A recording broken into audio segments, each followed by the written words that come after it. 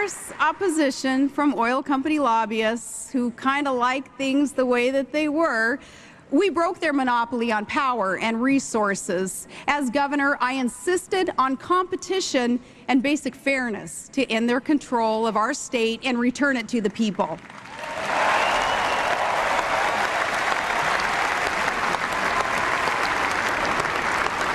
I fought to bring about the largest private sector infrastructure project in North American history. And when that deal was struck, we began a nearly $40 billion natural gas pipeline to help lead America to energy independence.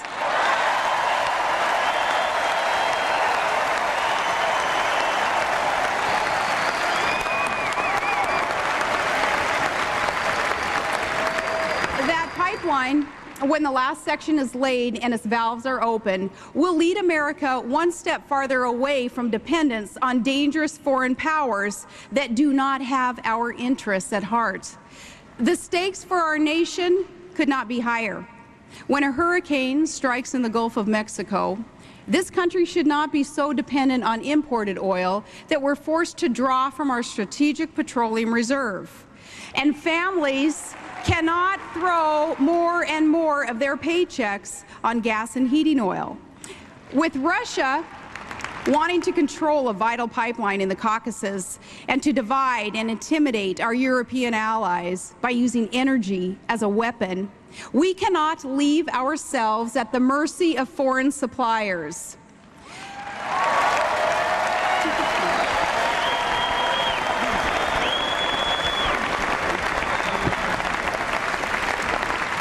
To confront the threat that Iran might seek to cut off nearly a fifth of the world's energy supplies, or that terrorists might strike again at the Abqaiq facility in Saudi Arabia, or that Venezuela might shut off its oil discoveries and its deliveries of that source, Americans, we need to produce more of our own oil and gas and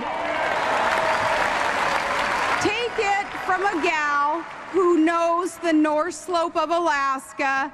We've got lots of both.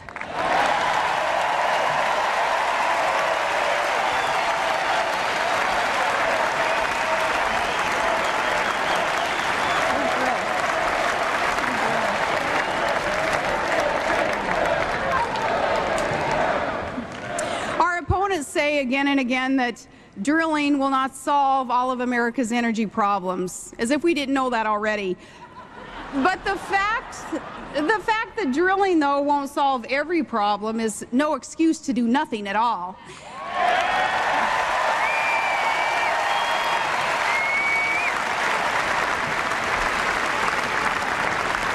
Starting in January, in a McCain-Palin administration, we're going to lay more pipelines and build more nuclear plants and create jobs with clean coal and move forward on solar, wind, geothermal, and other alternative sources.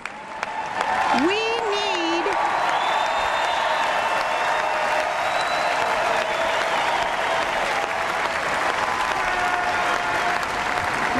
American sources of resources. We need American energy brought to you by American ingenuity and produced by American workers.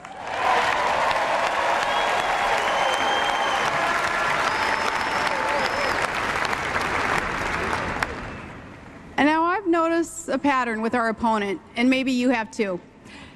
We've all heard his dramatic speeches before devoted followers, and there is much to like and admire about our opponent. But listening to him speak, it's easy to forget that this is a man who has authored 2 memoirs, but not a single major law or even a reform, not even in the state Senate.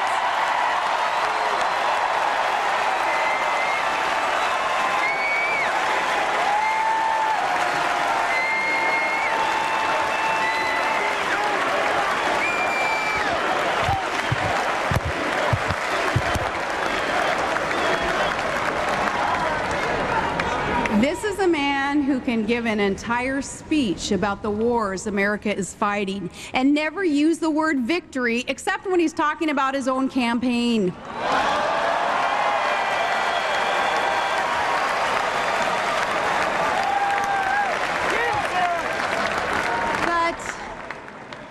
when the cloud of rhetoric has passed, when the roar of the crowd fades away, when the stadium lights go out, and those styrofoam Greek columns are hauled back to some studio lot,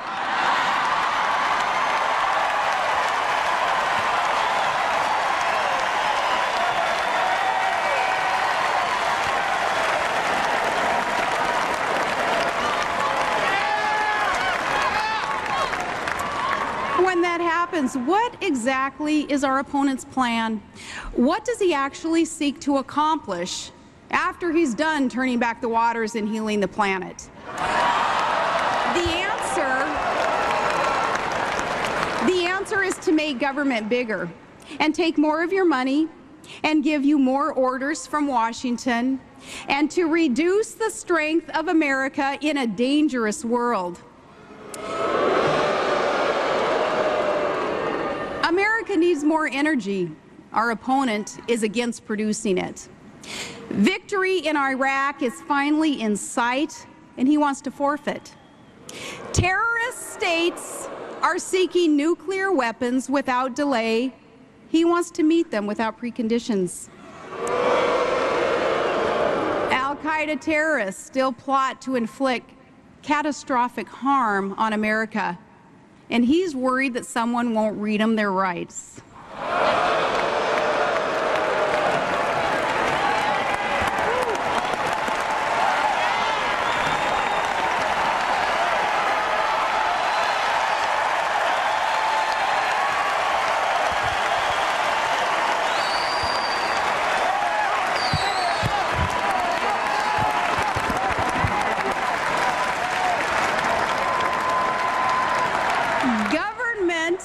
Is too big. He wants to grow it. Congress spends too much money. He promises more. Taxes are too high, and he wants to raise them. His tax increases are the fine print in his economic plan. And let me be specific.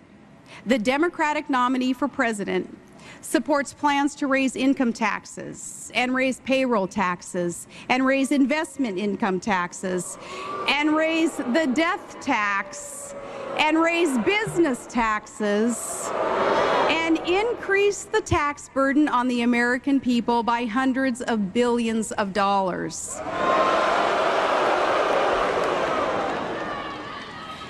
My sister Heather and her husband, they just built a service station that's now open for business, like millions of others who run small businesses. How are they